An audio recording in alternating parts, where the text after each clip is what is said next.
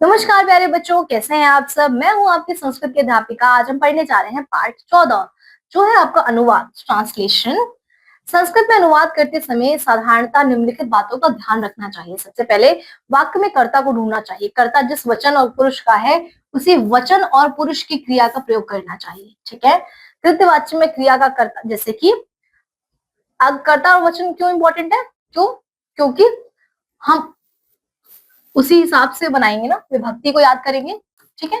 कौन से वचन में है, एक वचन में, दो वचन में, बहुवचन में, जैसे पट्टा, पट्टी, पटट, पतंती। ठीक है। तो कौन से वचन में है, कौन से पुरुष में है, वो हमें देखना पड़ता है, तब हम ट्रांसलेट करते हैं। ठीक है। कृतवाच्य में क्रिया का कर्ता के अनुसार तथा कर्मवाच्य में कर्म के अनुसार क्रिया का प्रयोग करना चाहिए। वचन और लिंग भी कर्म के अनुसार ही होते हैं। विशेषण में भी विशेष के अनुसार ही होता है। अनुवाद करते समय कारक का भी विशेष ध्यान रखना चाहिए। कारक संबंधी सामान्य बातें कारक प्रकरण में बताई जा चुकी हैं। कुछ विशिष्ट नियम आगे भी जाएंगे। संस्कृत में अनुवाद करते समय सर्वप्रथम कर्ता का पता लगाना चाहिए कृतवाच्य में। ठीक है। तो ये सारी चीजें हमने पढ़ी। हमें क्या क्या ध्यान देना है? लिंग, वचन, पुरुष। ठीक है। और कारक, काल, वर्तमान काल के लिट लकार, भविष्य काल के लिए लिट लकार और भूतकाल के लिए लड लकार का प्रयोग करना चाहिए। सबसे पहले लट लकार, वर्तमान काल। पहचान, जिस वाक्य में अंत में ता है, थी है, ते है अथवा रहा है, रही है, रहे लगता है, कार्य का जारी रहने का बोध होता है, उसे लट लकार कहते हैं। तो वर्तमान काल अभी भी चल रहा है वो। ठीक है। आप सभी बारी बारी समझे, इसे ध्यान से नीचे कुछ उदाहरण के साथ प्रस्तुत किया गया है। चलिए देखिए। जैसे कि वह जाता है, सह गच्छति, वह भोजन कर रही है। जाता है, कर रही है, दौड़ते हैं, नाच रहे हैं, गीत गाती है, दौड़ रहे हैं, मतलब प्रेजेंट टेंस में काम हो रहा है। तो क्या लिखते हैं? सह खादती, स खादती, बालका धावती, नृत्यति, नित्यंती, मयूर नाच रहे हैं। तो नृत्यंती क्यों है यहाँ पे? क्योंकि ये बहुवचन वाला शब्द इस्तेमाल किया गया है, इसीलिए वचन भी हमें देखना है। ठीक है। ये बहुवचन है। ये बच्चे दौड़ते हैं, बहुत सारे बहुवचन। ठीक है। वह भोजन कर रही है, एक वचन, वो एक है। वह जाता है, एक वचन। ठीक है। गीता गता गायती, गीता गायती। किसान बीज बोता है, कृषि का बीज व्यपति। इस तरीके से अगर हम लड लकार की बात करें भूतकाल की, तो जिस वाक्य के अंत में था, थे, थी अथवा कार्य की समाप्ति का बोध होता है उसे लड लकार कहते हैं। जैसे वह पढ़ता है, सह अपठत, वह दो पढ़ते हैं, तो अपठताम, वे सब पढ़ते हैं, ते अपठना। तुम कहाँ गए थे? तुम कुत्र अगच्छः, तुम दोनों कहाँ गए थे? अगच्छतम। ठीक है। अगच्छतम, दो लोगों की बात करें तो अगच्छतम। ठीक है। तो लट लकार के अंदर भूतकाल की बात हो रही है। भूतकाल के अंदर भूतकाल वाले जो हमारे विभक्ति है उसका इस्तेमाल किया जाएगा। तुम सब कहाँ गए थे? थे, था, थे, जहां पे भी हो वहां पे क्या लगेगा आपका? वो है आपका लट लकार। ठीक है। अगला है लिट लकार, भविष्य काल। जिस वाक्य के अंत में गा है, गे ही लगा रहता है अथवा कार्य का भविष्य में होने का बोध होता है उसे लिट लकार कहते हैं। अब राम घर जाएगा, रामा गृह गमिष्यति, वह पुस्तक पढ़ेगा, सह पुस्तकम पठिष्यति। वे दोनों जयपुर जाएंगे, तो जयपुरम गयो। तो क्यों इस्तेमाल किया गया? गमिष्यत क्यों इस्तेमाल किया गया? ये इस्तेमाल किया गया है आपका विभक्ति देखकर, वचन और लिंग देखकर। ठीक है। वे सब बाजार जाएंगे, ते आपणम गमिष्यति। ठीक है। ये हमारा भविष्य काल की बात हो रही। तुम ऐसे करते हैं, तुम देखोगे, तुम दशेषसी, दशसी, तुम दोनों संस्कृत कब पढ़ोगे? युवाम संस्कृतम कदा पठिष्यतः, पठिष्यतः। तुम सब कहाँ जाओगे? यूयम कुत्र गमिष्यतः, हम जल पिएंगे, अहम जलम परिशामी, अहम जलम पाश्यामी, हम दोनों चलचित्र देखेंगे, वयम चलचित्र दृश्यम। लोट लकार, आज्ञा अर्थ में, वह चला गया, जिस कारण में आज्ञा का भाव प्रकट, वो चला गया। सह गच्छतु, तुम जयपुर जाओ, त्वम जयपुरम गच्छ। सीता पुस्तक पढ़ो, सीता पुस्तकम पठा। तुम सब दूध पियो, यूयम दूध पिबत, तुम दोनों पढ़ो, युवाम पठतम। विधिलिंगार, चाहिए अर्थ में, जिस वाक्य में चाहिए शब्द का प्रयोग हुआ है उसे विधिलिंगार कहते हैं। उसे पढ़ना चाहिए, स पठेत, वो दोनों को खिला चाहिए, तो क्रीडताम, उन सबको विद्यालय जाना चाहिए, ते विद्यालय गच्छेयु, तुम्हें लिखना चाहिए, त्वेम लिखे है, तुम दोनों को पत्र लिखना चाहिए, युवाम पत्रेम लिखितम, जो हमने उस चैप्टर के अंदर याद करा था, याद है आपको? उसी की तरीके से हम इन शब्दों का इस्तेमाल करेंगे, कौन सा लिंग है और कौन सा वचन है। ठीक है। विशिष्ट नियम तृतीय विभक्ति, विशिष्ट नियम द्वितीय विभक्ति, साधारणतः कर्म कारक में द्वितीय विभक्ति होती है, ऐसे ही कर्ण संप्रदान आदि में तृतीय चतुर्थी आदि विभक्तियां होती है, किंतु ये विभक्तियां वाक्य में प्रति, विना, अंतरा, स आदि निपातों तथा नमः, स्वाहा, अलम आदि अव्ययों के योग से भी प्रयुक्त होती हैं। ऐसी दशा में उपपद विभक्ति कहलाती है। इनके कुछ उदाहरण इस प्रकार हैं। ठीक है, चलिए देखें कैसे।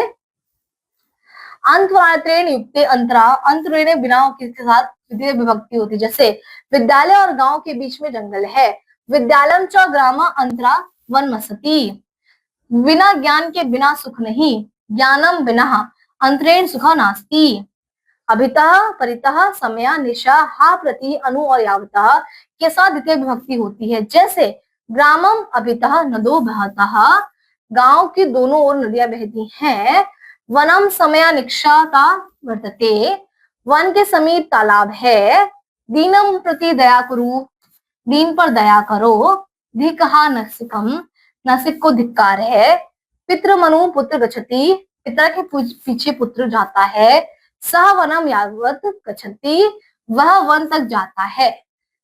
गर्था धातु जाना, चलना आदि के साथ द्वितीय विभक्ति होती है, जैसे कृषिका ग्राम गच्छति, किसान गांव जाता है। संस्कृत में अनुवाद करना है आप इन सबको, आपको इन सब का। ठीक है। तृतीय विभक्ति साधारणकम कर्णम, क्रिया की सिद्धि में जो अत्यंत सहायक होता है उसे कर्ण कहते हैं। कर्ण में तृतीय विभक्ति होती है। ठीक है। जैसे कि इतत भूते लक्षण है, जिस लक्षण से किसी व्यक्ति या वस्तु का ज्ञान होता है उस लक्षण बोधक शब्द में तृतीय विभक्ति होती है, जैसे जटाभी तापसः, जटा से तपस्वी लगता है। ये ज्ञान विकारः, ये नागः विकारः, यदि शरीर किसी अंग में विकृति दिखाई पड़े तो विकृत अंग के वाचक शब्द में तृतीय विभक्ति लगती है। नेत्रेण कारणः, कर्णवाचक शब्दों में तृतीय विभक्ति होती है, जैसे सह अधेनः वसति, वह पढ़ने के लिए रहता है। संयुक्त प्रधाने, सह साकम साधन समम के साथ वाले शब्दों में तृतीय विभक्ति होती है, जैसे शिष्यः गरुणा स विद्यालयम गच्छति। ठीक है। फिर आपको इसे संस्कृत में अनुवाद करना है। अगला चतुर्थी विभक्ति, कर्मणा यम भी प्रते सम संपदानम, दान के द्वारा जिस कर्ता संतुष्ट करना चाहता है वह पदार्थ संपदान कहा जाता है। संप्रदान में चतुर्थी विभक्ति होती है, जैसे ब्राह्मणेभ्य गा ददाति, ब्राह्मणों को गौ देता है। इसके अतिरिक्त इन स्थितियों में भी चतुर्थी विभक्ति यूज होती है। ठीक है। इन सारी स्थितियों के अंदर भी चतुर्थी विभक्ति का इस्तेमाल किया जाता है। अब देखते हैं पंचमी विभक्ति का इस्तेमाल कब किया जाता है। ध्रुव पादे पानम, जिसमें कोई भी वस्तु पृथक हो, अलग हो रही हो। ठीक है। उसे विक्षाणा पत्राणी पद्धति, वृक्ष से जब अलग होते तब पंचमी विभक्ति का इस्तेमाल किया जाता है। हमने पढ़ा था ना, कर्ता ने कर्म को कर्ण से संप्रदान के लिए अपदान से अलग होने पर का बोध होता है पंचमी विभक्ति। षष्ठी विभक्ति का इस्तेमाल कब किया जाता है। स्वामी तथा सेवक, कार्य तथा कारण आदि संबंध दिखाने के लिए। षष्ठी विभक्ति का इस्तेमाल संबंध कारक के लिए। ठीक है। विभक्ति का प्रयोग किया जाता है, उसका क्रिया से सीधा संबंध नहीं होता, जैसे कि प्रथम द्वितीय आदि विभक्तियों में होता है। जैसे मम पुस्तकम, गंगाया जलम, हेतु शब्द के साथ षष्ठी विभक्ति होती है। ठीक है। बहुतों में से एक छांटने के अर्थ में जिसमें छाटा जाए उसे षष्ठी विभक्ति लगती है, जैसे छात्रेषु सोनम श्रेष्ठा, छात्र के बीच में सोहन जो है सबसे श्रेष्ठ है। कृत्य के लिए, मध्य, सक्षम, अंतरे, अंतर में षष्ठी विभक्ति का इस्तेमाल किया जाता है। आशीर्वाद सूचक शब्दों में भी षष्ठी विभक्ति का इस्तेमाल किया जाता है। बाल का नाम कल्याण भूयाशु। ठीक है। जिसके संपूर्ण का ज्ञान करने के लिए एक अंश का नाम ही काफी है। जल सा बिंदु, पानी की बूंद। ठीक है। वहां षष्ठी विभक्ति का इस्तेमाल किया जाता है। फिर सप्तमी विभक्ति का इस्तेमाल संख्याओं के आधार पर, फिर संख्याओं के आधार पर अनुवाद। 1 से 4 तक लिंग शब्दों के होते हैं। एकः एका एकम, दो दे दे, त्रयः त्रिशत त्रीणि, चत्वारः चत्रसा चत्वारि। 5 से 10 तक की संख्याएं तीनों लिंगों में समान है। ठीक है। अनुवाद, मैं उन दोनों के घर जाऊंगा। अहम तयोदयो गृहम गमिष्यसि, 2 बंदर वृक्ष पर बैठे हैं, 2 बानर वृक्षे तिष्ठतः, 2 पुस्तकों को तुम वहां ले जाओ, दे पुस्तके त्वं तत्र नयः। ठीक है। और ये सब आपको यहाँ अब 3 पुस्तकें हैं, अत्र अधुना त्रीणि पुस्तकानि सन्ति, वहां 4 पुस्तकें थी, तत्र चत्वारि पुस्तकानि आसन, यहाँ से 3 पुस्तकों को ले जाओ, इतत त्रीणि पुस्तकानि नया, हम सब कौन सी पुस्तकें पढ़ें, वयम कतमम पुस्तकम पठाम, ये दोनों बालक कहाँ गए, इमो दो बालिको कुत्र अगछन। ठीक है, तो इस तरीके से संख्यावाचक शब्द हमारा चलता है। ठीक है, आगे चलते हैं। प्रत्ययों के आधार पे अनुवाद, किसी भी क्रिया या शब्द के बाद में लगकर जो विशेष अर्थ प्रदान करता है उसे प्रत्यय कहते हैं, जो हमने पिछले चैप्टर्स में पढ़ा था। ठीक है, बट हम जो प्रत्यय के आधार पर भी चीजें चेंज करते हैं, जैसे कि राम ने ये कार्य किया, रामेण इदम कार्यम कृतः। ठीक है, यह नगर देखने योग्य है, इदम नगरम वंशनीय अस्ति।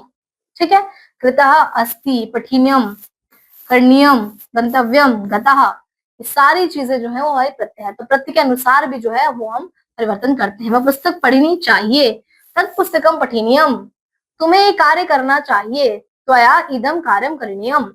ठीक है, 5 के साथ जाना चाहिए, पंचमी स गंतव्य, राम इसके साथ गया, रामा अनेन सह गतः, राम ने आज क्या किया, रामा अदम कित कृतवान। ठीक है, तो आपका प्रत्यय के आधार पर भी आपकी सारी सेंटेंस फॉर्मेशन होती है। जैसे कि ये फल खाने योग्य है, इदम फलम खादनीयम अस्ति, कालिदास ने काव्य लिखा, कालिदासेन काव्य लिखितम, व्यास ने महाभारत रचा, व्यासेन महाभारत रचितम, राम ने यहाँ आकर पढ़ा, रामा अत्र आगत्य किम अपठितत्। तो प्यारे बच्चों, हमने इस पाठ के अंदर जाना कि हम ट्रांसलेशन कैसे करेंगे। जब हमें विभक्तियां याद होंगी, हमें लिंग के अनुसार भी याद होंगी, हमें वचन के अनुसार भी याद होंगी। ठीक है, अब इसके साथ हमने जाना ट्रांसलेशन हम कैसे करेंगे, इसीलिए हम बार बार याद कर रहे थे। और हमने ये भी जाना कि प्रत्यय का भी प्रभाव पड़ता है, बहुत सारी चीजों का प्रभाव पड़ता है हमारे ट्रांसलेशन के अंदर। जब लिंग कौन सा है, वचन कौन सा है, विभक्ति कौन सी है, कौन सा कारक लग रहा है, ठीक उस हिसाब से अनुवाद होता है। ठीक है, अब हम मिलेंगे आपसे अगले पार्ट के अंदर, तब तक अपना ध्यान रखें। धन्यवाद।